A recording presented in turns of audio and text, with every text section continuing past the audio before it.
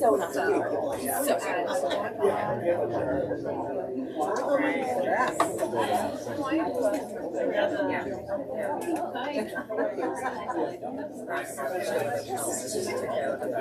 Need to go home.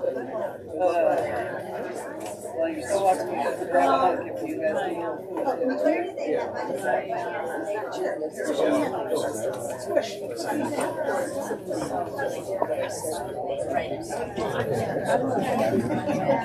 It's not my thing.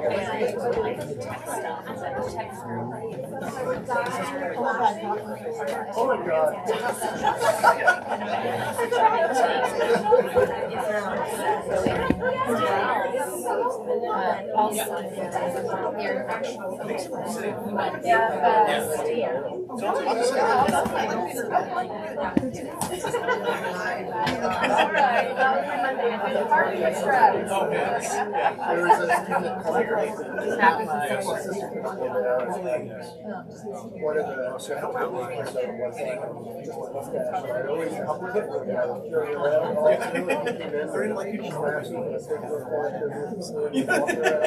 Sprite these kids up.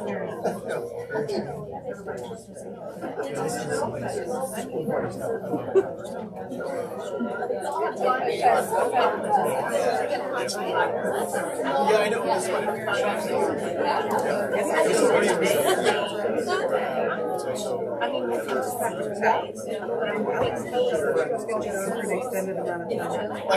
Absolutely nothing. You know, like. I mean, I just was trying to remember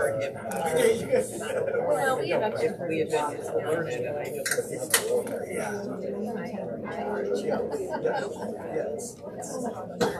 I can do it, but I don't. What were you thinking about? Yeah.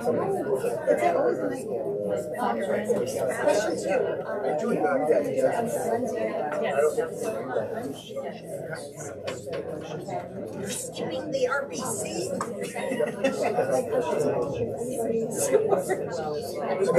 Yeah. Oh, you did?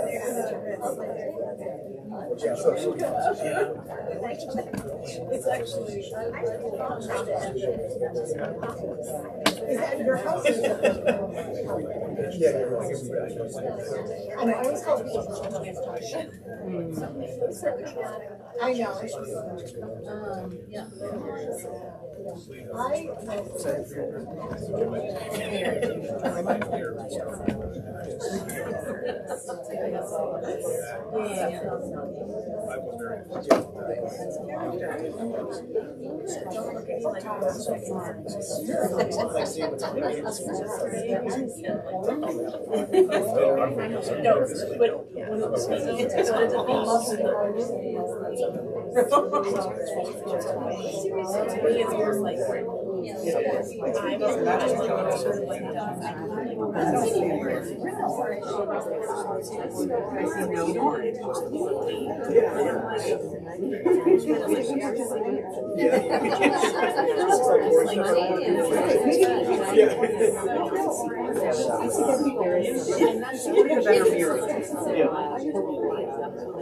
Maybe they don't know. Well, maybe that's an elementary school.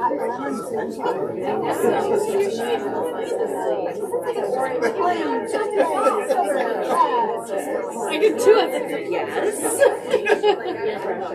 I mean, I think we're going to sit behind Jason. I would do that. that's what I love about mine. Aaron says to me all the time, like, you should get highlights in your hair. But you use the right That's all I read. Like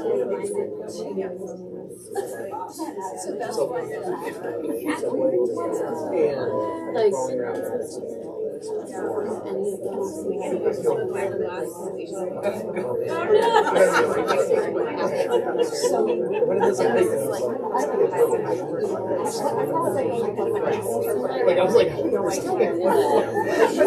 Right, that's the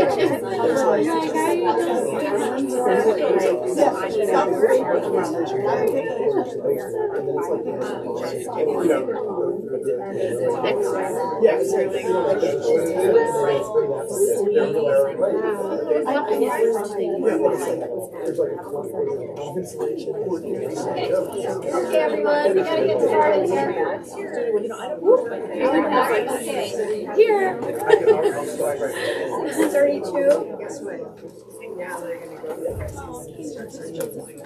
Okay, we're calling to order at 6:32. This sheet is going around. Keep your eyes on your emails for the vouchers. Through something that is there any public comment? Okay. Is there approval of minutes from 18, motion for approval of minutes from 18 November 2024? So moved. Second. Okay. Any discussion? All in favor?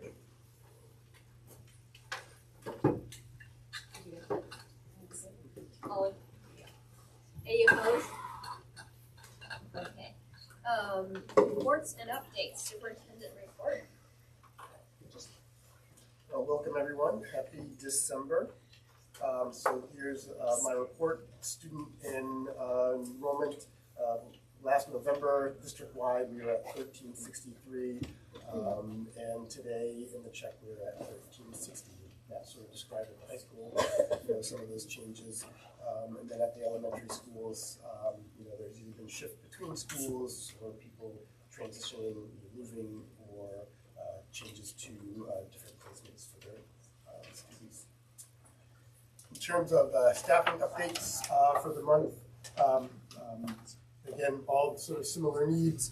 There was one addition. There was a movement of custodian from one school to another, and so now the head custodian position is up at the high school, so that's listed there. Again, folks who are interested in positions can go on and then click on the link and be able to go that way, or if it's something that you need to point out to people, this update is then uploaded to the website and on the agendas after we go through this evenings. For our highlights across the district, I'll start with the high school after we just left, and they kind of mentioned some of the things that I went to. I did get a chance earlier last week to go to the student art show called Visuals Symphony. Awesome, to see the names of kindergartners you had and see beautiful artwork that they created, and then the pieces that they were writing behind it and what sort of drove that. So if you have an opportunity to go and see that, that's awesome. There was a U.S. History Museum billboard that's over by Guidance that was done by one of the students at the Sunroom, and so that was a really nice read. I was out and about last week, and the wrestlers in indoor track were running around and almost ran me over. So if you are in the halls, if you come to visit, watch out because they're going around. It was actually kind of cool because it brings back memories. I was a wrestler in high school, and so if I need a little reprieve before me, I go around and I watch them and be like, wow, I used to do that. It's never going to happen again. And then went to the winter concert, Luminescence, and that was wonderful. And it's always great to see community members participating in band. And so we have one of our community members here, Selena, plays the trumpet with the band. It's just great to see the variety of folks and the other teachers from across the district supporting the high school through their concert. At the Ashley Bryan School, kids were here on the main island, went to the Acadia Community Theater for a holiday concert and the Bass Harbor Library. They heard stories from Dan and Linda Lunt, who run the commuter boat, and talked about the sinking of the Tiger, which was a ship that tour boat that was out of Bar Harbor, and they talked about boat safety and shared that story. And then I heard about one of the students met their reading challenge, and they were really excited, and they got to pick from the gift box, and they had a pair of sunglasses, so I got to see a picture of them with their little dark glasses on reading, so who knows what they were actually reading. Maybe that's why they got the dark glasses. At Connors Emerson, recently had their fitness unit, which was one that was always very popular or not for students of all the various things they have to do. It was always exciting to be in there. They did their Thanksgiving baskets. A lot of our schools do that now, where they decorate boxes as either turkeys or as a way to make people who are struggling to have a brighter Thanksgiving and put all the food in there, and they've been doing that for years. The show choir performed some of the songs from the show that they're going to be doing at the Southwest Harbor Library, and the foundations are being poured for the new school. Over at Trenton, they had the combined Thanksgiving and Veterans Day lunch, and the community members and veterans are invited. Fourth graders shared a poem while folks were eating, and some folks from the central office are invited to that, and that's a tradition. The board heard a presentation for the chorus trip, their trip to Boston. And it sounds really exciting for exposure for students to the arts in the city, so that was exciting to hear. And the Trenton Volunteer Fire Department did their fire safety training, and they have a pretty cool, the fire department there has a whole training kit, particularly for kitchen fires, and they spend a lot of time focusing on that with the kids. It's really interesting, and they do a great job. And they also have this tool to teach kids how to use a extinguisher where some lights go up, and depending on where you point the extinguisher, it shows you if you're able to put out a fire, so they're able to learn that. So they do a wonderful job there in teaching the kids about how to deal with that. At the Plymouth Tick School, staff from the AOS were invited to the Thanksgiving Buddy Lunch. They do that in the gym, so it's like big family style, and littles are with the bigs. And then the Coast Guard was there to help serve, and Clark Point Catering helped with that. And it made me feel really old, because as I went through the line, at the end of the line, one of the Coast Guard officers was there, and he was a young fellow, and he said, "Sir, those are really nice glasses." I was, "Sir? How did that happen?" But it was really great to see how the Coast Guard really works together with the community. We have that small little piece of what it's like to have, some of the armed forces mixing with our communities, and they work really hard, and the school works really hard to make them feel part of it. They're there for a few years, and then they have to go someplace else. And it's really important for those families and those kids to feel connected to their communities, even though they might be transient. Kindergartners were learning about 3D shapes in class last month, and then some 5th and 6th grade girls, not all of them, were going up to the makerspace as part of some of the work that they're doing there, and there was some old tabletop arcade game construction that they're working on. They're building them right now, so that will be interesting to sort of see what comes of that. Over at Swans, Principal Mimi Rainford and students went on a place-based research for playgrounds. They're looking at fundraising for a playground, so the kids have been part of that development process. Everything from what the pieces should be, what the cost should be, so there's advocacy and math sort of into that process. The 6th through 8th graders have been collecting water samples. They got up to 68 island-wide as part of a science investigation they are doing. Our Pemmican health teacher went over, Sandra Philbrook, who's a resident of Swans Island, and she did CPR training for students over there. And 8th graders did their presentation to the board. They do their summer trip to Washington, D.C., and they did a really nice job sharing one of the things that they're really interested in going to see, and what they hope to learn when they're there. At MDIRSS, the board had a presentation from students on their solutionary project, which was looking at single-use plastics. And in particular, after looking at that broader picture of sort of coming up with a problem, but also thinking about how to solve it within their own school. And so they're going to be working with staff there on how to reduce the use of single-use plastics within their school. So that's exciting. The kindergartners were dissecting owl pellets, And third graders there recently held their ocean fair, which is sort of the combination of their ocean unit. And over at Tremont, 7th and 8th graders went to UMO as part of the Rural Aspirations Project. I talked about that earlier, and they were mixing with other schools that are doing that project statewide. There was the stone soup tradition that's held in the 3rd grade, and if you know of that book, so everybody in the community is invited to bring something to cook together and then share that. They've been doing that for years. The holiday, if you haven't driven by the school, the holiday trap tree is up, and that is constructed. And once that is done, then they have their holiday crepe breakfast that happens. And basketball season has started, and Trenton and Penn are combined for that. And so those are all of the lovely things that are happening, across the district at all of our schools. The budget timelines, that just allows you to be able to sort of see where we are. I think most of our schools have done a preliminary, and we'll be running through first drafts this week, except for Frenchboro, they start in February on that. And so that's where we are. So in everybody's box, you'll see what the budget was last year as we go through this. So everybody could use that as a reference. For just general updates, you'll hear more about it from Julie and Rhonda. We had our second meeting of the Vision of a Graduate, and so that happened on December 2nd here. More to come. We have a bus driver training that's just for AOS employees, and 10 staff signed up. That'll help fill up our trip. Those folks aren't going to be able to do routes, but they'll be able to be trip-wise drivers. So whether that's for the high school or for the school that they might be working in, to be able to do field trips and things like that, that'll be really helpful to have those people. And who knows, maybe one of them will be like, driving a bus is my thing, and they'll want to fill one of our positions at Mount Desert because we have one there.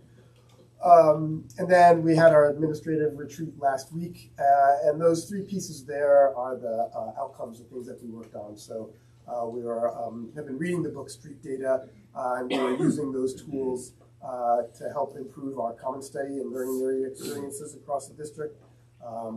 Had a session on deepening our understanding of AI in Tier 1 instructions, and Rhonda and Julie talked a little bit more about that, and did some reflecting on our 5-year MPSS and leadership goals, and the principals were able to work on their MTSS action plans. The staff spotlight, I'm trying to, every month sort of speak to and show some gratitude to the folks that works with our schools. I did get a chance to see Chicago. It was fabulous. It was awesome. Got to watch the kids work on the set diligently all the beginning of school on, and to see what that looked like on stage was awesome. And I just heard, many people, not only within our communities, but from Ellsworth and elsewhere, who came to watch, sort of share and how thoroughly they enjoyed the production. A shout out to Jandria True, one of our principals at Tremont. She is probably what you would call just a hands-on leader. And they had a student come in and needed a one-on-one, but they didn't have that person quite yet. And so she, for half of her day, was that child's one-on-one.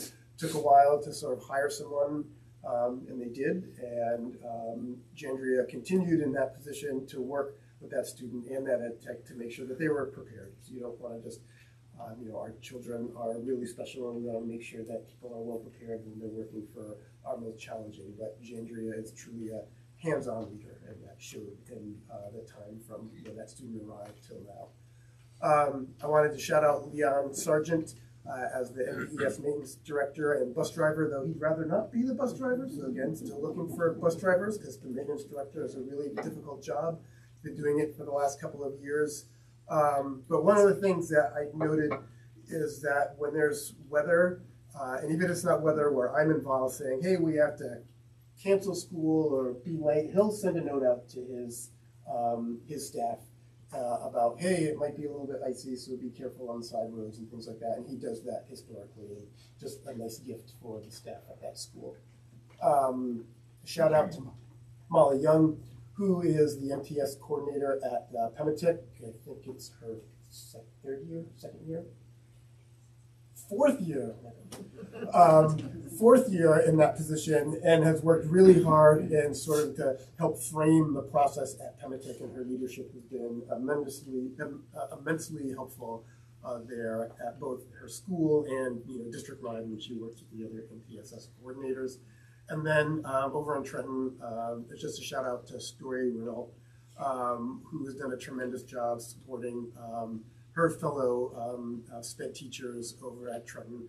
I think all of them are new, and has just been a great mentor for them this year. And I've known Story when she was a tech at Connors Emerson when I worked there many years ago. And just to watch somebody sort of go through that process of growing and become a really strong member of their school community is really cool. So that's my shout out. Wanted to share that reorganization. We have a meeting this Wednesday, and the focus is going to be on our organizational models. We're really looking at 3 models that we're calling Model 1, which folks know, and 5A and 5B. You can go to the AOS website and sort of see those, they're all listed there. We're hoping to come out with a recommendation at the end of that, and I think that will be sort of the starting point of when we start to schedule larger community discussions, because you sort of need the model to be able to start talking about what that looks like overall. And so very excited about that, so that'll be pretty cool on Wednesday. And then I combined the school board corner and the legislative update.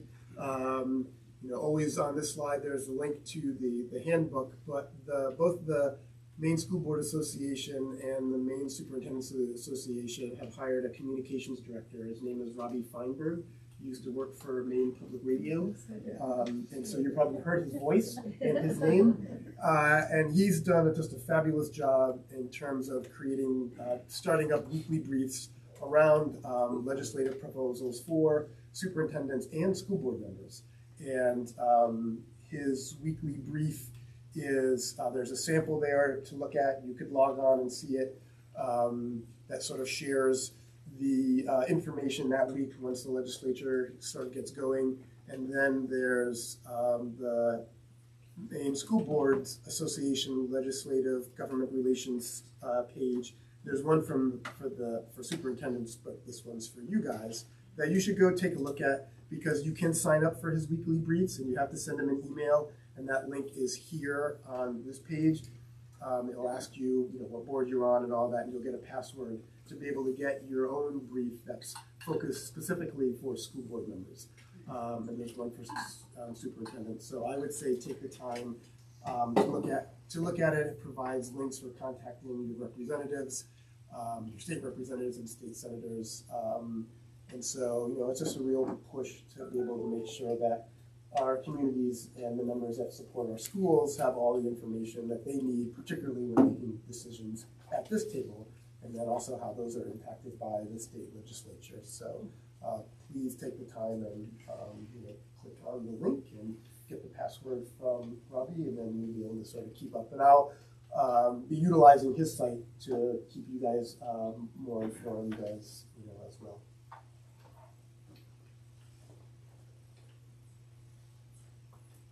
And that's my update for December. Questions for Mike? Okay, moving right on to Directors of Teaching and Learning. So Mike mentioned that we had our administrative team retreat last Thursday. We were at the Athletics, and he gave a nice quick overview of the 3 basic parts of our agenda, but we are reading street data together, and we were on chapter 3, which delves into 3 different types of data. There's satellite data, which is like the NWA. It's really broad, and it kind of tells you what direction you want to investigate more. Then there's map data that's a little bit more targeted, a little bit finer grain. For us in the MTSS world or in the education world, it would be like the NWEA is our big satellite data, and then the map data might be a diagnostic test that gets at one particular aspect of a children's academic profile. And then we have street data, which is really what the book is about. And for MTSS, that would be like looking at the whole child. How are they doing in class? What are the, what's the information that the family is giving us, and looking at the whole picture. For us as a district right now, we're gathering, and Julie's going to talk a little bit about Vision of a Graduate, but that work with Vision of a Graduate is really collecting street data so that we can make plans for the future.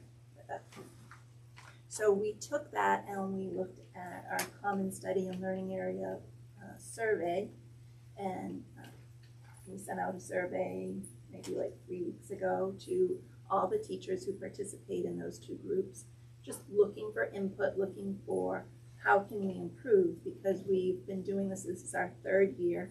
We're going to be starting a new 3-year cycle, and this is a good time to reflect and make adjustments that we need to. So we collected some data, and then the administrative team took a look at that data through that lens of street data and made some recommendations.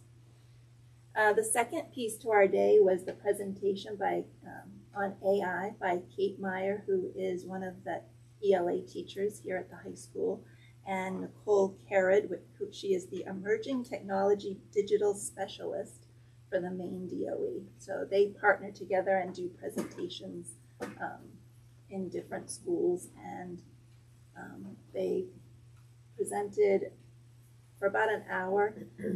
It really helped the administrators understand why we're looking at half of our January PD Day being devoted to AI. It's coming, and how do we manage that? How do we plan for that? And it, for all of us, it helped our anxiety a little bit going into that day. And people left really excited and wanting to learn more about it. So they really flipped how people were feeling about it. It's great. Then in the afternoon, we devoted it to MTSS.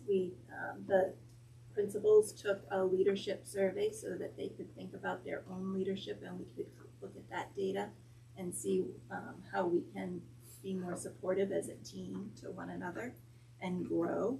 We also looked at where each school is at in their MTSS journey, and then principals together worked on their action plans so that they're ready to continue to move forward with that work. Any questions about the retreat? Great.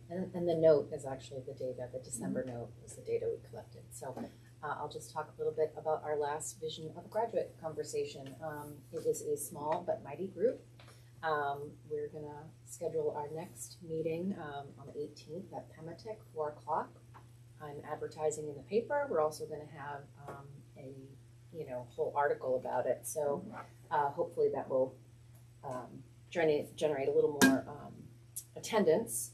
We're also not worried about small groups. We'll just do a lot of small groups, and that's fine. And we're going to throw in some online sessions, and we're going to be interviewing students, and then we might branch out and do some one-on-one conversations to kind of make sure we have good representation. So, yeah, 4 o'clock, Pavatic.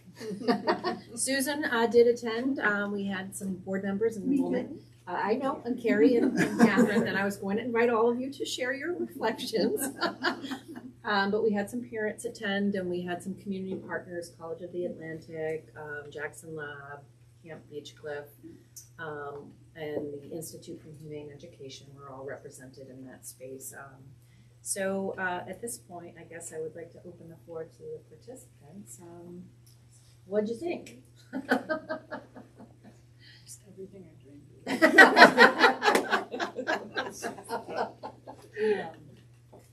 Yeah, I was really happy to see the community partners come in. And, yeah, it was a small group. I had a conversation with Catherine afterwards about how to get more people. Or it was tricky timing, though, right? I mean, it was the Monday after Thanksgiving. Yes. So.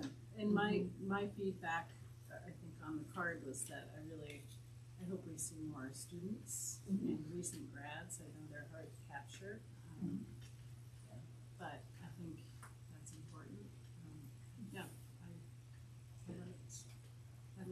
how it unfolded, as a non-educator, I was not confounded, but we didn't have a lot of time to dig deeper on our little breakouts. That, and I was kind of confusing some of the prompts as we went on. I found it interesting. I mean, I was in a group with the director of Camp Beechcliff and Bonnie from College of the Atlantic, and so getting really different perspectives in that. But we also seem to be well aligned on a lot of the things we were talking about. The different prompts were very thoughtful and made us really have to think a lot about what we wanted to put out there as suggestion or thought, but I do wonder if maybe having a little bit of the information in advance would have given us an opportunity to just sort out our thoughts a little bit ahead of time. I don't know. I'm not really good at doing No, homework, it's a good point. The slideshow was made available, but not the prompts. Yeah. So that's fair. Catherine, do you have any things you want to add? I was happy I came. I encourage all of you to go. I walked out with a high school freshman who said that she wondered if there were going to be chances for her to contribute because she was interested in it.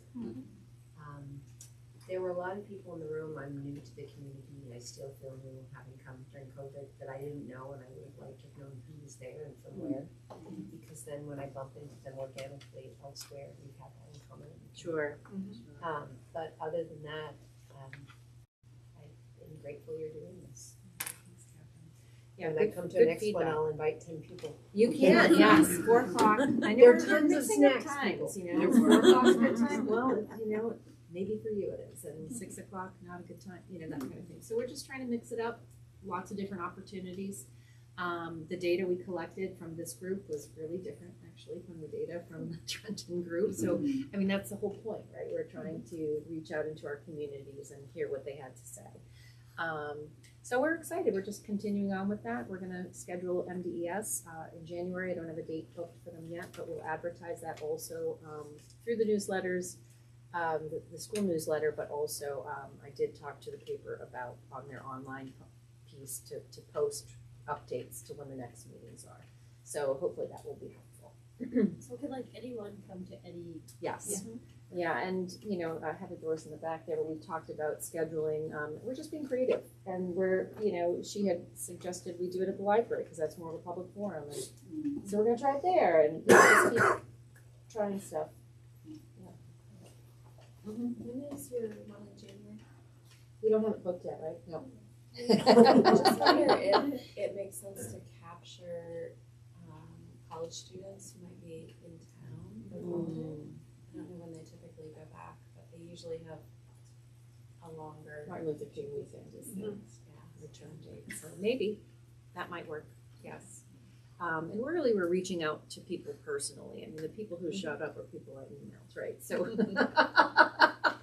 so you guys could help email some people too. I mean, and just give little helping nudges to, hey, this was fun. Actually, you met people you didn't know, and I really did.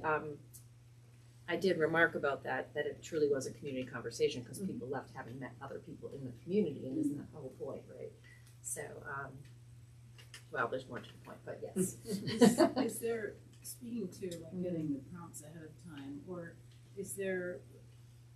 would it benefit you or be too complicated if those were actually just online with an option to answer those that No, and we spoke to could them absolutely and, do that. Yeah. gather data. It could be enough forms, context. it could be, we've definitely been brainstorming, the form approach, but we really did want to first encourage, Yeah.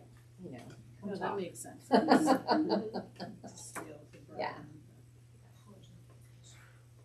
just saying as a hospital, we're happy to put the events on our Yeah, I did reach out to the hospital, but they didn't reply back, but maybe Send it to maybe you could help me. That would be great, thank you. Perfect, got it.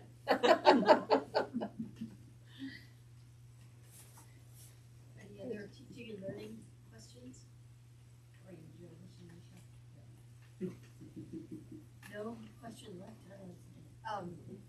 Okay, moving on to our another favorite topic, revised budget.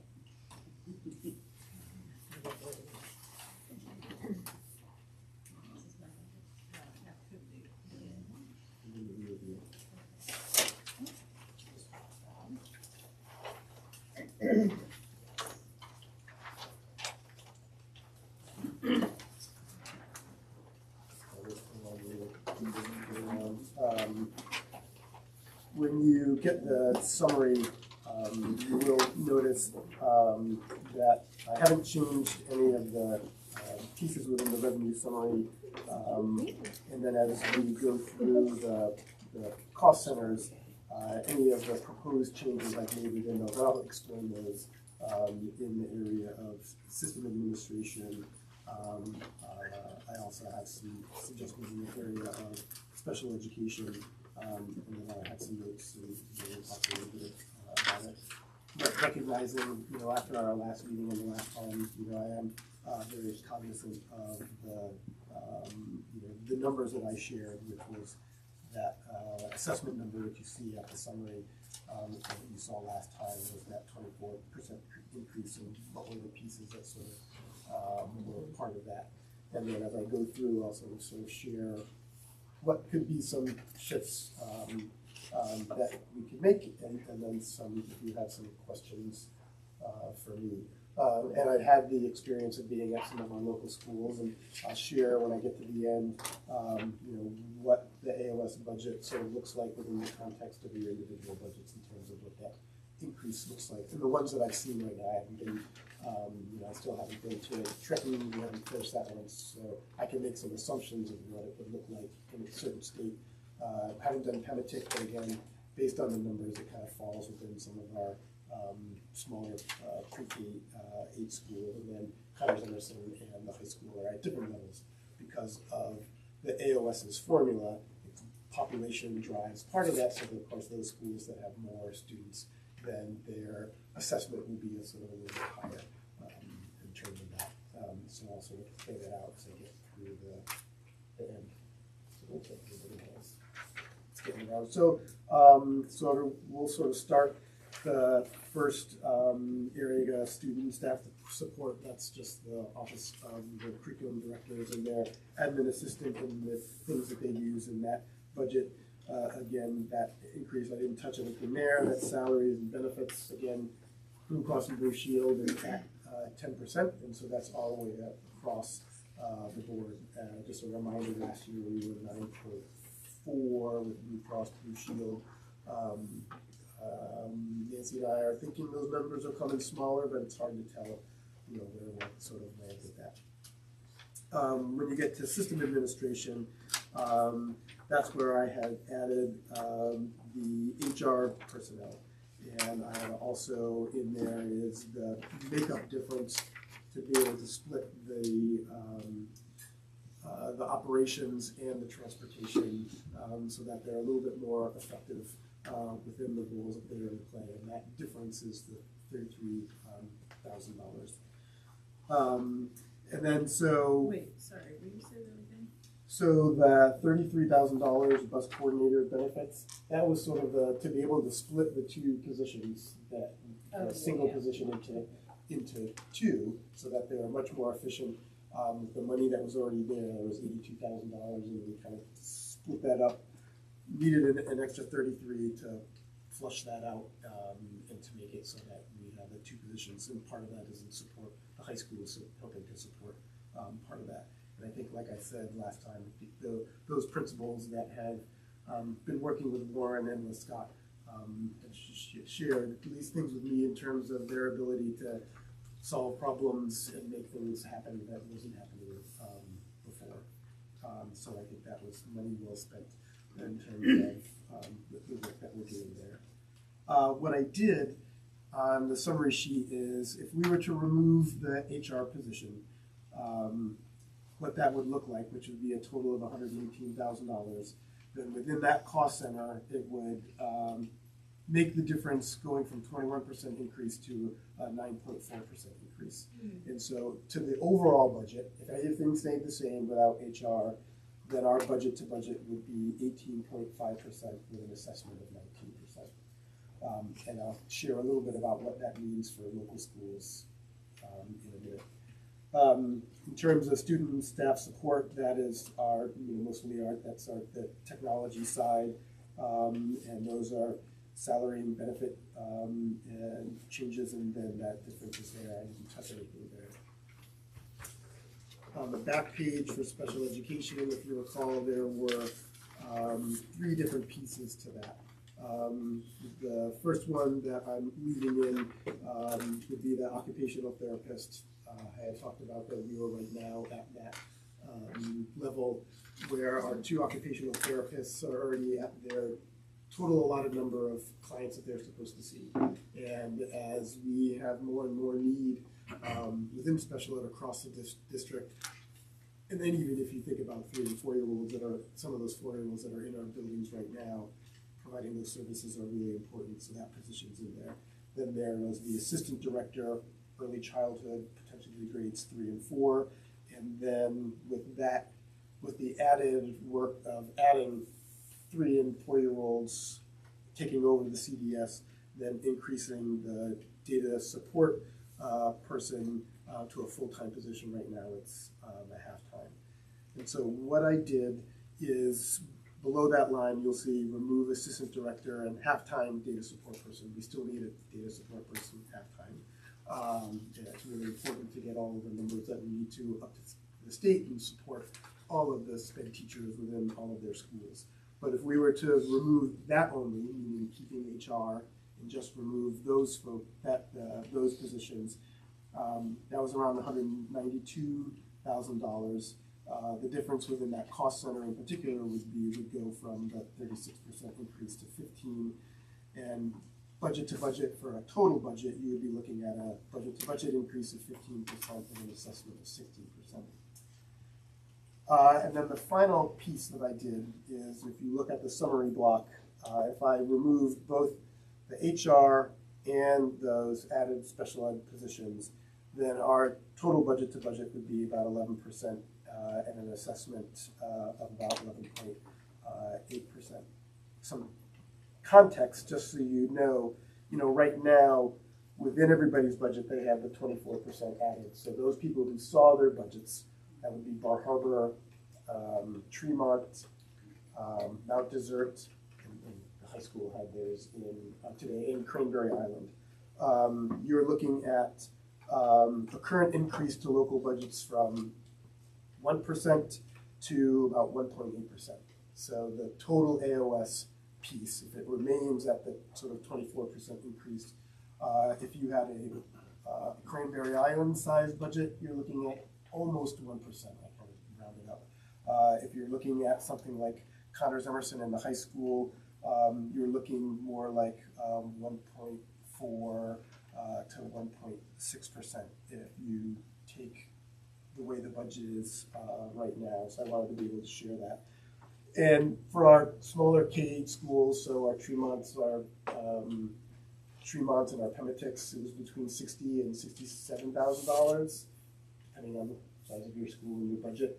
And at Connors Emerson, we were looking at about $129,000 increase. That's coming from the AOS, so that's where that over 1 point increase to your budget was coming out of the AOS. And for the high school, we were a little over that, so $165,000, and that's about 1.4% or so. And if I was to remove all of those additional positions, I just sort of did a quick calculation, and the difference between schools would be a 0.5% increase to your budgets to a 0.75% increase to your budgets. That's basically, if we take out everything I said that we would take out, that's what it would look like in your budgets. And so that's sort of where I landed, and I wanted to have a little bit of a conversation. I shared with my executive team, that if there was, something that I would cut, I would take out the HR and then sort of continue to work on strengthening that through, the office that we have now, and we've made some gains in terms of onboarding and doing some planning and advertising and things like that, sort of streamlining that process. There's some things I would need to add in terms of, I think I said last year, we still use paper timesheets. That's not really efficient. But there's also other parts of HR that are really important. That's the compliance side in terms of working with folks in the either individual contracts and needs that they might have in terms of leave time, making sure policies and protocols are being followed, helping with onboarding for new staff and in terms of training and being a little bit more intentional. Those are some of the things. Those are some of the smaller things that an HR person would be able to support family medical leave, and then allow finance and other folks to spend a little more time in making sure that side is tight. That was sort of my suggestion when I spoke with them this morning. And then the other piece I wanted to share is, again, in looking at the special ed piece, a reminder that that transition of CDS, Child Development Services, is coming officially by statute for the 28-29 school year. Over the next 3 years, the Department of Education has asked people to join one of potentially 3 cohorts, one that's starting this year to try out the model, one next year, and then cohort 3 would be the 26-27 year. And that's something that we've here haven't decided on, but thinking about joining. And a reminder, the reason that we were thinking about adding that special ed position, particularly in this year, is number one, the idea of potentially joining the year 3 cohort. But mainly, and I think I shared it at some of the individual schools, and last time I shared it here, the importance of trying to build the groundwork and the foundation of meeting those 3- and 4-year-old needs now and not down the road. Right now, we currently have students who are leaving our early education programs, out of district placements, because of either behaviors that are difficult. However, if we were able to intervene early on, part of the goal of this new model would be able to start that early intervention. So that means utilizing staff maybe now, if we had something in place to do OT and PT and speech. If we had someone coordinating and working with our pre-K teachers and our special ed staff that are in schools right now, we would have to use the old model in terms of getting reimbursement for that. If we were starting now, we're just sort of building those relationships and that framework. But that was sort of one of the other reasons, because you're either going to be paying for it through potentially some out-of-district placements that are happening because kids aren't ready to enter school because they're, sort of a, they talk about food deserts. We sort of have a desert of services. Thank you. A desert of services in our area in terms of getting support for those kiddos. And so that's sort of where I landed, but I wanted to hear from you all. The OT, so I know the current caseloads, we're maxing that out. What happens if we don't do the OT to those students? We would have to look, I'd probably have to ask. You'd probably have to go outside for those services. Yeah, like contract out, which will cost us. But if we don't, Susan, if we don't provide it, then we owe them compensatory education, right? So if we owe them the services and we can't give it to them, then we have to get it back to them. That's tricky. Yeah, and that's sort of just kind of like filing things and non-negotiable. The max for them is 50, And they're both over 50 now. 50 kids across the district is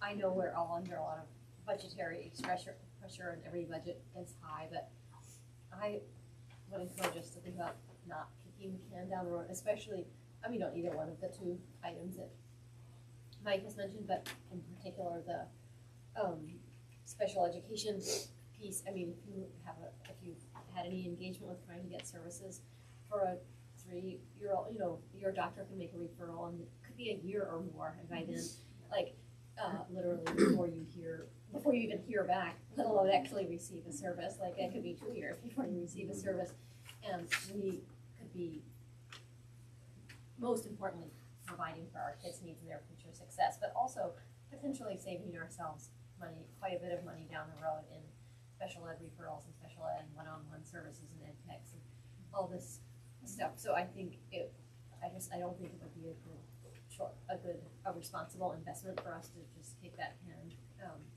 down the road. And then on the HR thing, again, we have heard consistently for more, I don't know how many years, that this is something that staff, I heard just recently from teachers that they really would benefit from that HR support, like if you need to do a maternity leave or you need to do a family leave, whatever it's called now. And so, again, I think it's like we get into escalating spirals of expense where anytime we just keep pushing something down, like the problem isn't going to go away, and then it'll just disappear on the next year's budget.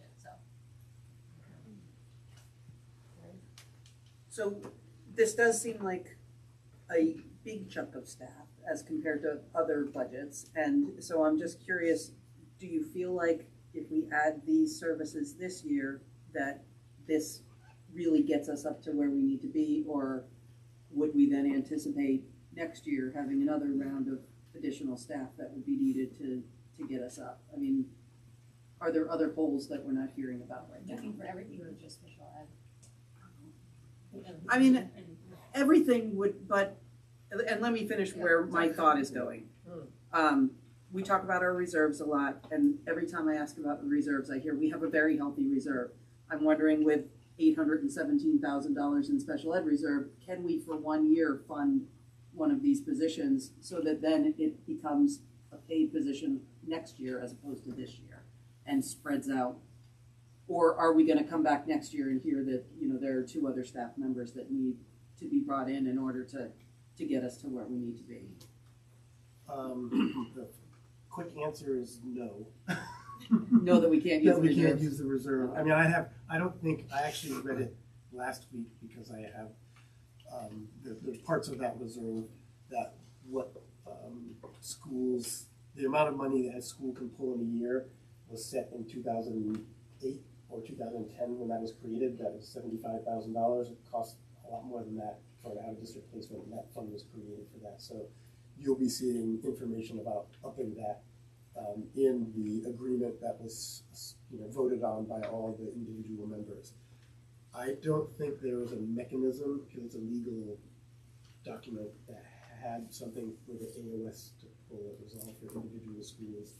And I believe in all of the statements that sort of talks about the school requiring each individual district to exhaust their current special ed reserve before they're allowed to pull out. If there was any revisions to use a reserve in that way, that would have to be voted on by every single member of the AOS to sort of change the workings of that reserve. That reserve in particular. Other reserves, there might be different bylaws in different towns that govern those pieces. But I could read it through again, but the last time I read it, there was no mechanism for the AOS to be able to pull money out of it to utilize. Can you just remind us when the special ed reserve gets used at the AOS level as opposed to at the individual school levels, just so that I better understand? What happens is any school, let's say you have 2 kids that move in and require, whether it's an out-of-district placement or maybe they require ed techs or other special services, and let's say you have $150,000 in your local reserve.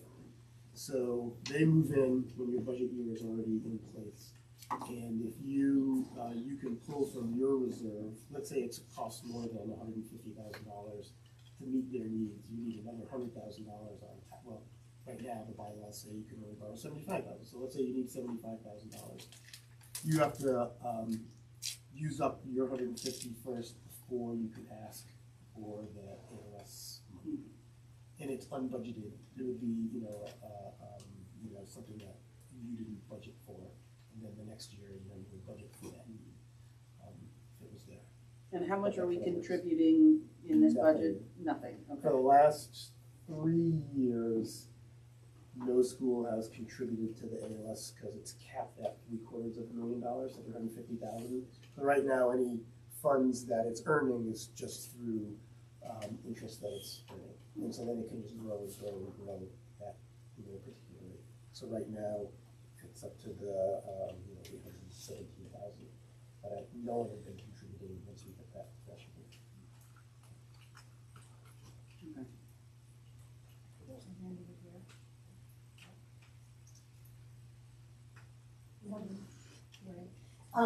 Was the HR position the one that you took out last year? Yes. Okay. And so my questions are about, I asked all these questions at the meeting, but like for the rest of the world. So we haven't decided on what cohort we're gonna be in. We're leaning towards 3, which is 27, 28. This budget is 25, 26. So the idea is that we bring someone, the proposition is that we're bringing someone in 2 years before we start the cohort. And so, that's hard, that's very, I feel like that's different. Can you talk about that? Melissa?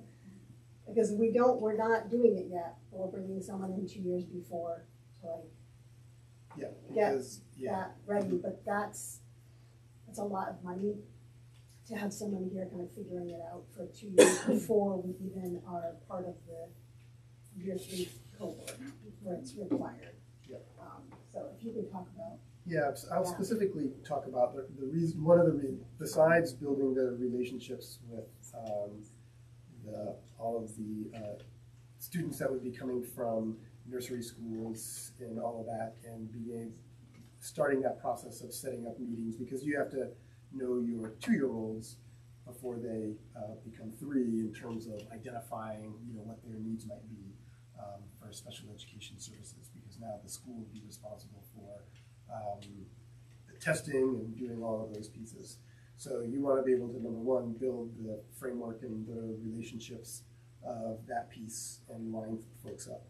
The other part of it is recognizing that right now we have approximately 30 students within the district that have special education needs. Some of them aren't being met because we're in a desert service district. That's what they called it. And so, we might be starting early to meet those needs, because we have seen some of those students in our schools that had to go to out-of-district placement, which is costing some schools, $75,000, $80,000. Transportation is like the biggest part of those costs for some of our pre-Kers, because they didn't get those services early on. And if we can start providing that and building that foundation and supporting our special ed teachers within their schools and those service providers, whether that's speech and language and the special education teachers who are going to be case managers, starting that now. And some of those costs we could probably bill out in the way that CDS is billing out for services right now. We're going to have to do it. We might as well start doing it, but we're putting the money up front first. Is basically what I'm asking to do, and meet some of those needs. And Melissa, please clarify. I think it's 1 year. I don't know. We were just looking at each other, not 2 years, right? If we were cohort 3, if we went that way, because cohort 2 is going to be 25, 26. Cohort 3 is going to be 26, 27 school year. Then no matter what, you're all in school year 28, 29. So if we take this out, then we're going to build this at the same time we're doing it. We have to. I wrote down 25, 26, you said is year 1. Is that not right? 24, 25 is year 1. Okay. 25, 26 is year 2. And 26, 27 is year 3. Cohort 3. The full implementation, 28, 29. So you want things ready for the 28, 29. I mean, sorry. That's like 4 years now. Sorry. How many years we need this for? No, I think we were thinking. No, 1 27, year. sorry, I have it written down here. So I'm not trying to, I'm just asking questions. How does an assistant director based here help to make more people in the desert help kids? If there's a desert, there's a desert. Like, what does this person do to create? Like you said, there's a desert for service providers for these needs. But how does an administrative person here make or find people that don't exist because we're in the desert? Maybe that was just an analogy you used, but maybe I'm misunderstanding the way you're explaining it. The way it would work is right now, when families go out there, schools really don't have a connection to those 2 and 3 year olds, unless they particularly have a pre-K program, but even then, they're not really connected. And so those families are having to go out to hospitals or private providers, which don't exist here. If we have a person that's in place at the administrative level, starting to assess kids sort of coming in, then the school, we would provide that service, which schools weren't doing before.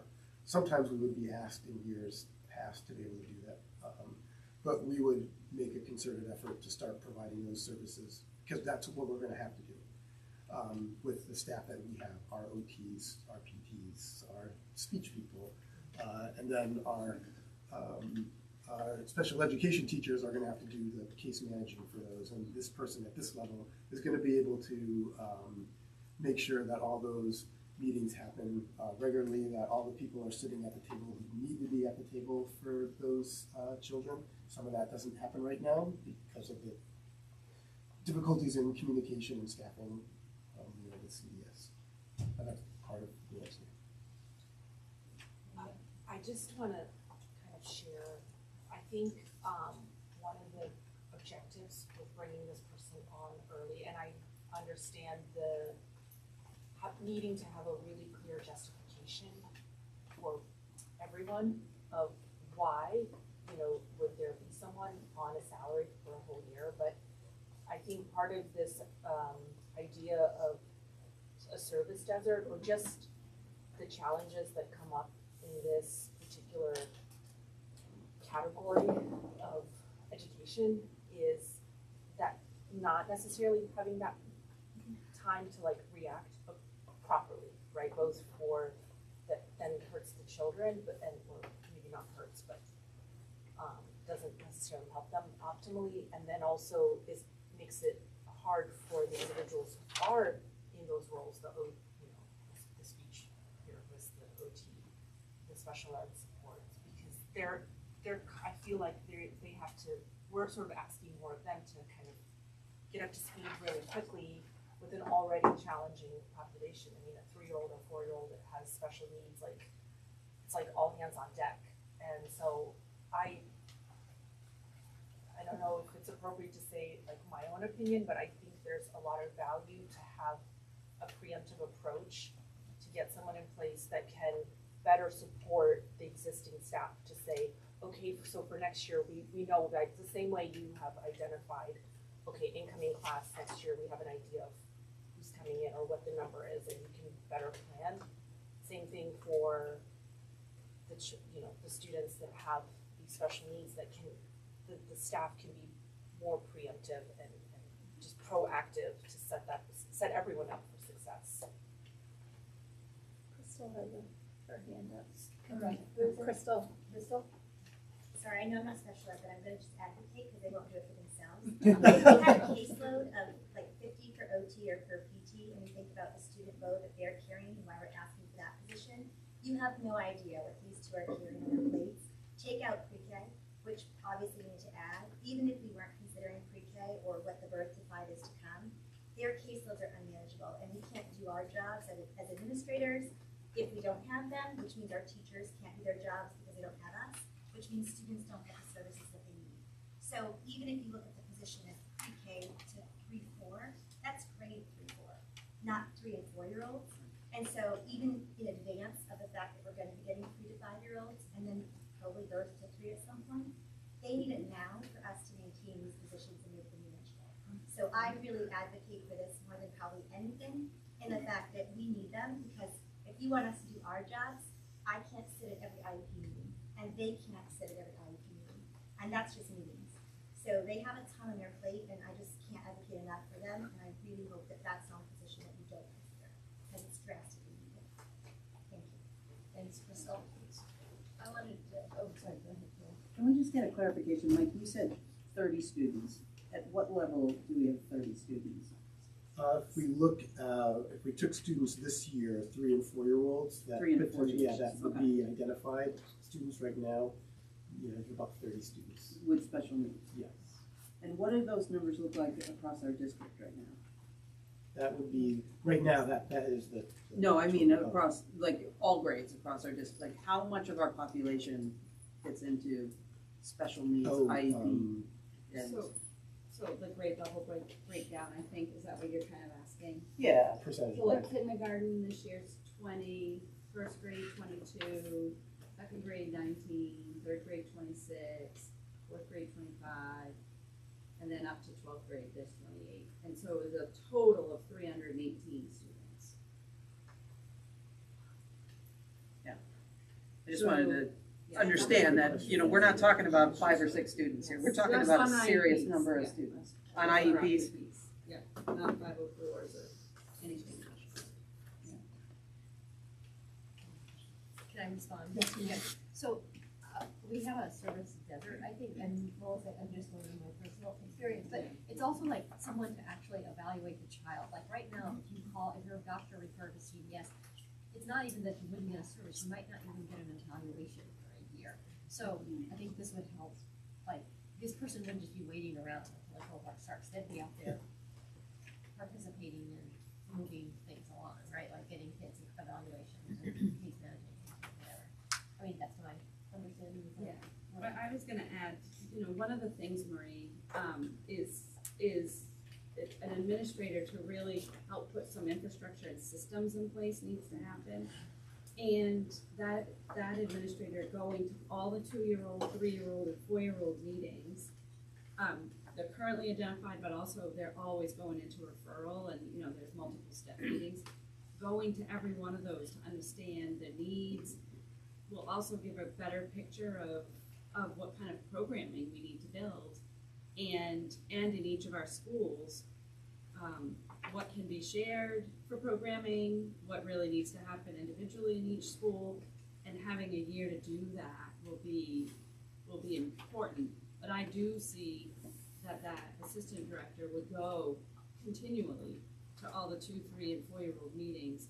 We have to be responsible not to serve those 2-year-olds, but we have to identify them, because that identification system in the birth to 2 is different than the 3-year-old all the way to 22-year-old system that we live in. And we've been told we're gonna be responsible to evaluate and identify the kid between their age 2 to age 3, before they're 3. The other piece that I think is important for the assistant director to do would be to really go out into, I mean, well, we have some pre-Ks, but then we have all these private, well-established home daycares, but also daycare centers like Pittsburgh or Mount Desert Nursery, you know, Harbor House. We go there. We manage to go once, usually, in the winter, spring, but kind of more continually go, do those observations, really partner up with those directors and those teachers to really see what's coming, and then I think proactively get OT in there, and if we had that third position, because one of the things within our occupational therapy world we used to do ages ago, few of you guys have been around forever, we had low enough caseloads that they were able to go into all of our kindergarten and first grade classrooms long ago, like 10 years ago or more, and do centers, and really do fine motor centers and handwriting centers. And I would love to get back to more proactive, I mean, serve all our kids, age 3 all the way to 22, and then also do some proactive work in pre-K, K, and 1. It's a dream. It would be good. Thank you. Yeah. Is there a hand? Yes. Yeah, well, so you actually stole the words right out of my mouth. It sounds like it's gonna be way more proactive versus just reacting. Cause I know specifically last year, we had 3 kids come in unanticipated, and that was tough. budget. You mentioned that this person, so this is one universal person for our whole region, correct? They'd be able to bill CDS. Are we currently doing that now? When we have Or those, we don't, because it's like a third party. for some of our speech services, we have in the past. When I was at Trenton, we were asked to do that, but oftentimes, and we did that, and no, is there Michael Glass? Yes. Yeah, I remember through the process that they have right now. But again, CDS was struggling identifying, so there might have been kids out there that had needs, but they weren't getting services because either they weren't able to be assessed or referral process or and the referral evaluation process process. was, Even if we pay for this person for 2 years, if it's, a monetary worry, which I know we're here for the kids, but we do have to think about that too. We'll be getting some savings within that too. So even though we're kind of spending to save as well, is kind of what it sounds like. Is there a chance that we could get reimbursements early if we move into the second cohort, like having someone in this next budget? I have a superintendent's meeting 12th, it's Thursday, and I have some questions already for Dan Chuda, who's the deputy commissioner, around some of this stuff, because there are some schools that are doing cohort 1 right now, and they the idea was to provide upfront tuition for identified students. So let's say you had 10 students in your little system. The idea was that they were identified, you were going to get that money up front. I'm not sure how that is that playing out the way that they shared. And there is some increased availability of Medicare funds. That one of the roles that the new CDS would be able to do for schools is some of that billing, because that's becoming a little bit more diverse needs of types of needs that kids might have. So that's another source of funding. But I was going to ask Dan some of those questions on Thursday. But I know that if we started, then we would use the process that they are utilizing right now to get reimbursed for some of those needs. And for some reason, it's escaping me. My question is related to this timing of the cohort groups, and like, is it too late to join cohort 2 anyway? Like, is there? I don't know if We're not ready for that. Yeah. we're not ready to Let's- jump let's- in Too like late, that. Nisha. Okay, yeah, but I'm just I wondering, think it would like, be dangerous. is the joining the cohort, this is super helpful, by the way, because I was one of the people at our local meeting that was like, I just need to understand this, and so I really appreciate all the information that we're getting, it's extremely helpful. The cohort, is that the ticket to like officially joining in and somehow being eligible for these reimbursement potential that may or may not actually be real right now? Yes. Okay. No, there's that, but you can. But if you don't have the infrastructure, then you're just going to do it poorly if you join too quickly. So the idea is we have often tried to fly the plane and build it at the same time. I think with this population, it'd be really nice not to fly, where you have to officially have the responsibility of taking care of those kids. Right now, up until that date, when the law says you have to be responsible, then you're responsible, regardless if you're ready or not. If we join too early, we might not have all the pieces in place to meet the needs that we need to. But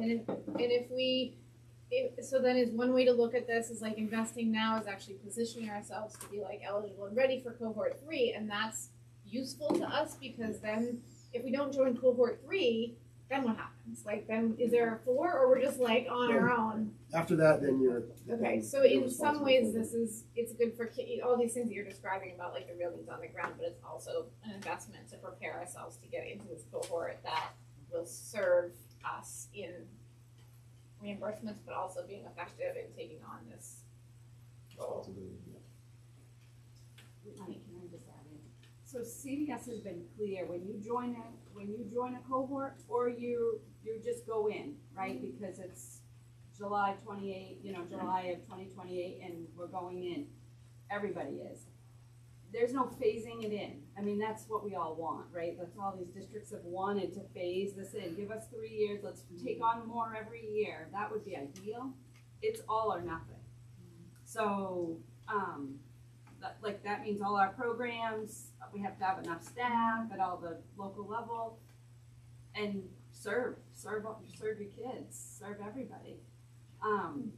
And we don't even have pre-K in all of our, schools.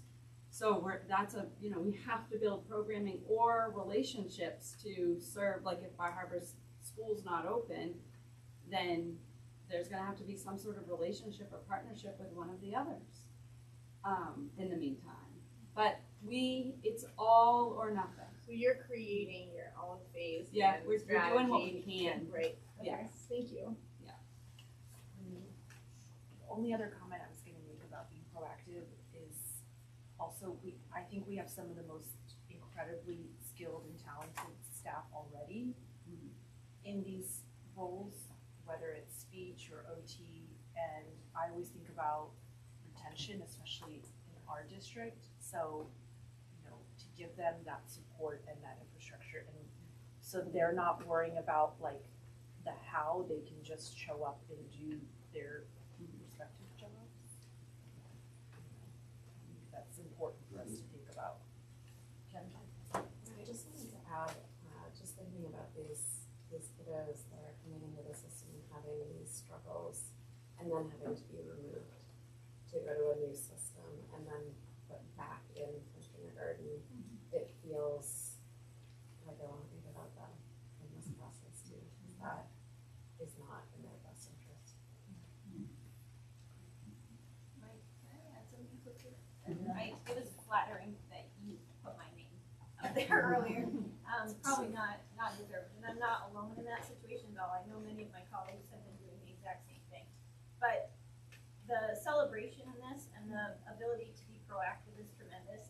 The student that I started with at the beginning of this year was entirely self-contained to start the year because we had no plan, no support, nothing on day one of school, and there was no background, no experience in a school-based setting at all. So we hit the ground running, and we are 2.5 months, almost 3 months into the school year now, and this child is now fully inclusive in the classroom, attending field trips with classmates, and we are looking at, hopefully within the next few months, being able to pull back what is 2, in this one classroom, 2 adults in there for support for some students, to 1 between the 2. So it's only because we were able to be so proactive and pull a team together quickly, and the intensity of the services that we were able to provide are what allowed it to be successful.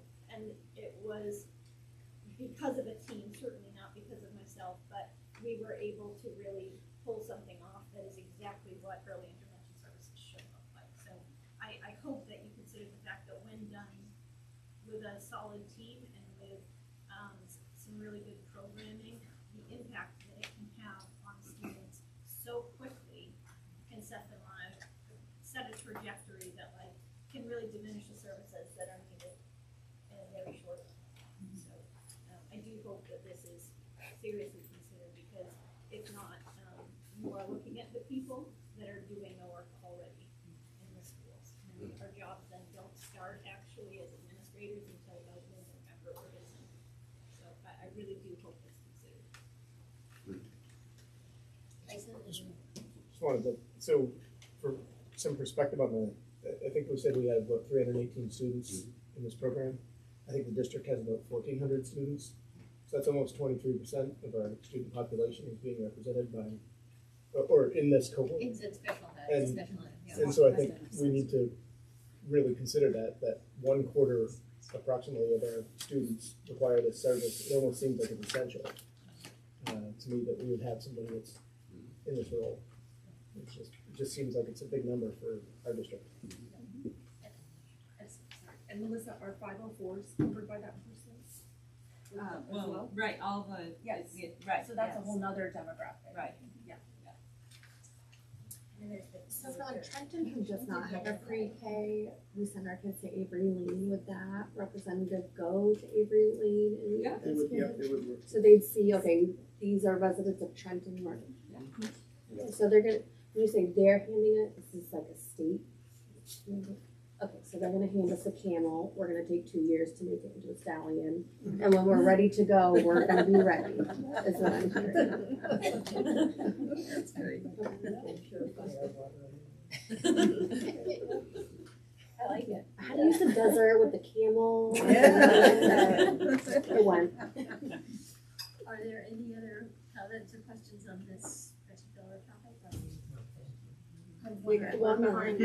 I am just wondering, this was very, I needed this, because we need more information, sometimes use session before, so this makes sense.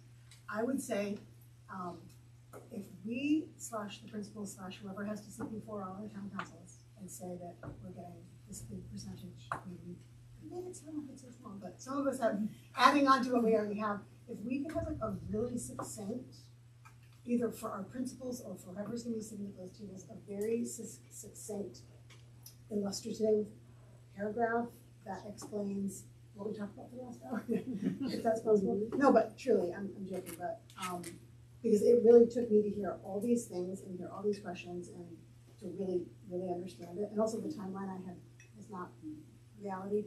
So I think if it were presented in the same way, like, oh, in 3 years this thing's gonna happen, people are gonna be like, no. You know? Which is what our first. We'll do it in 3 years, yeah. Yeah, so I think if there's a way, and maybe that's something that Melissa can, folks that spoke. we already have it written down. I've just got the notes. Yeah, I have the so. notes, I just didn't have the timeline down. I But know, as I'm you just know, giving you trouble. as you know, I'm at every one of those I know, but meetings to defend the AOS side. I know you are. 1% or 1.2%. I'm not judging. I'm just saying. That's okay. I'm just saying, but like, no, what I'm getting at is like, No, regardless, yeah, like, yeah. I think it needs to be really succinct, because it's a very complex, something that we don't necessarily think about at the board level a lot.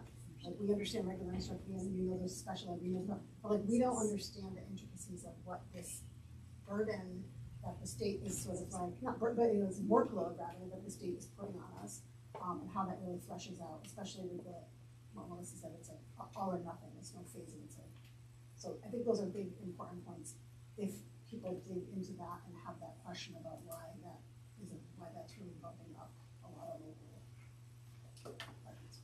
Can I just support that and add to the fact that the more we educate our taxpayers on that meaningful shift, it will cushion, having younger students and more students will actually mean we're gonna get to our caseloads on our speech and PT and everything else. So we are probably going to have increased costs or more people down the road. So not only if supporting this now, a way to move this out, but also educating people, because this is a part of our budget that's increased pretty steadily in all of my years. So. And especially since COVID, we had such a, Crystal, bye. I promise I didn't just come to advocate for Murmur, because I live in Murmur, and so I feel it. But I do also need to point out that across the district, it's about a 7 to 9% increase we're asking for in salaries. And Mike is not going to be pleased that I'm pointing this out, but I did give him an opportunity to do this before tonight, and he didn't. So per Mike's request in his own budget, he put himself in for a 2.5% increase. But yet he's offering a 7 to 9% increase to all other employees in the district. And I think you all know the work that he does, the time that he puts in.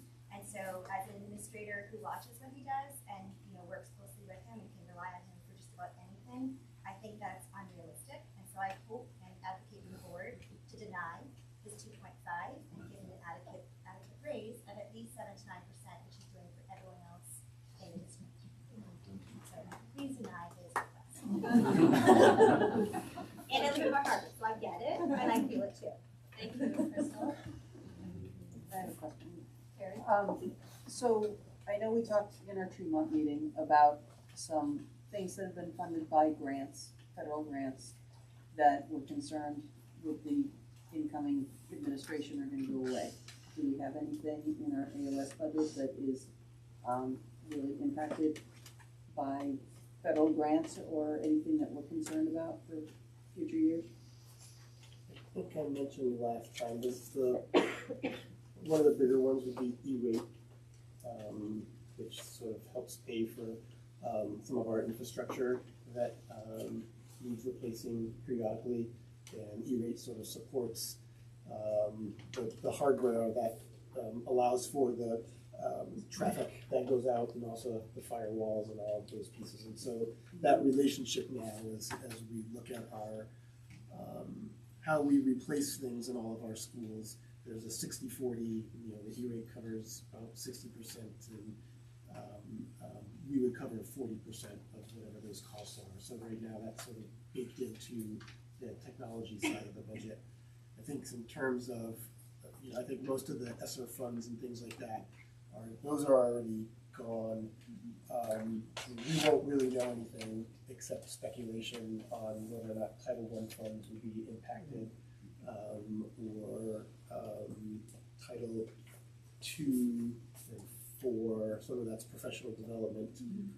In terms of what that looks like, I think a lot of it is kind of speculation, whether or not things turn into block grants and then those go to the state. I am curious, because I thought I knew the answer to this, and maybe somebody does, in terms of like free and reduced lunch. I can't remember if the state of Maine is taking federal funds and then utilizing some of those federal funds to then support the free lunch for all students, or if that's all straight state money. That's one of my questions. I thought I knew the answer, but then I started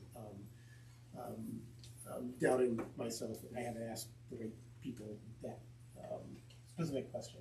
So could that be up? Yeah, it could be if it's from federal money.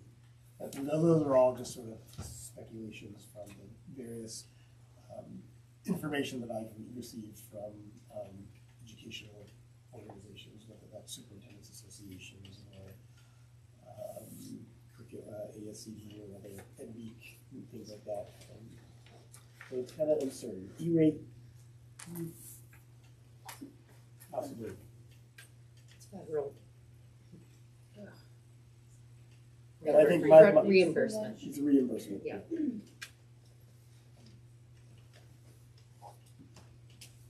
So depending on what you read, is sort of, it's like trying to read the tea leaves, and it depends on where the information is coming from in terms of whether or not a new administration will either maintain funding but change how you access it, or listening to the news and recognizing that people are talking about efficiencies, and does efficiencies mean, oh, you're not going to get as much money, you're going to have to do what you can with less?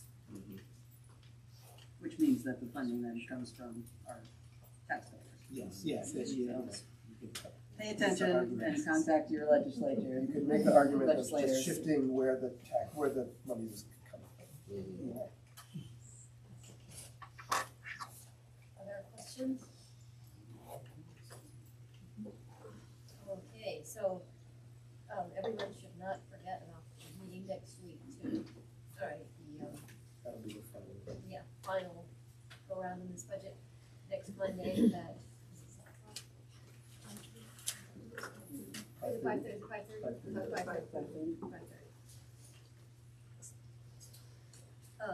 Okay, action items, we have some, which hopefully will be fairly straightforward policy revisions here. Second reading and approval of revisions to policy BEDH, public comment at school board meeting. People will remember from last meeting we were just updating the language. Updating the language, thinking that the public participation means something differently than when you go through the list of things that you're not supposed to do as a board, so the public comment and reverting to that is much more appropriate. Move to approve BEDH. Second. Any discussion?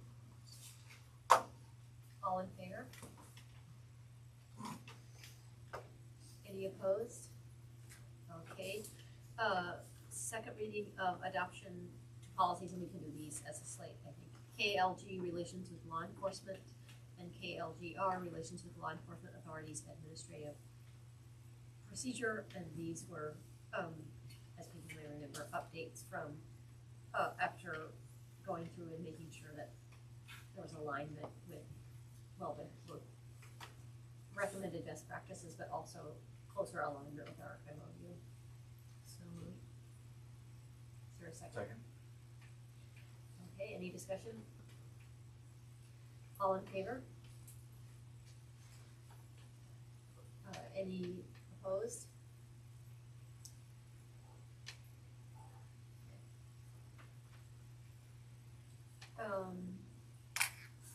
Let's see. Yes, we gotta delete the old ones, and we can take these old ones as a, I mean, I think we can take the deletions as a slate. Consideration of deletion of policies and procedures. So moved. Second. Any discussion? All in favor? Any opposed? Okay, other business, any other business? Okay, future agenda. Future agenda items, so we will have, next week's budget. Let's see, we will be circling back on especially. It'll be, the budget, at the next meeting, my evaluation, and then the annual report. Is calendar in January? Calendar will be in January. We'll have a version at that meeting.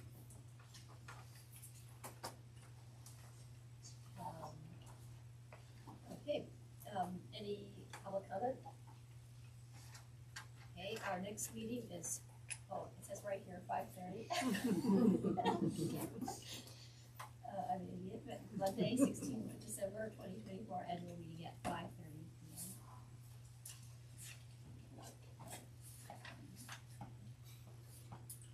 p.m. Is there a motion to adjourn? Second. Any discussion? You're not All- an idiot. You're not an idiot. All in favor? Any opposed? If you're opposed, sorry. Stay with yourself.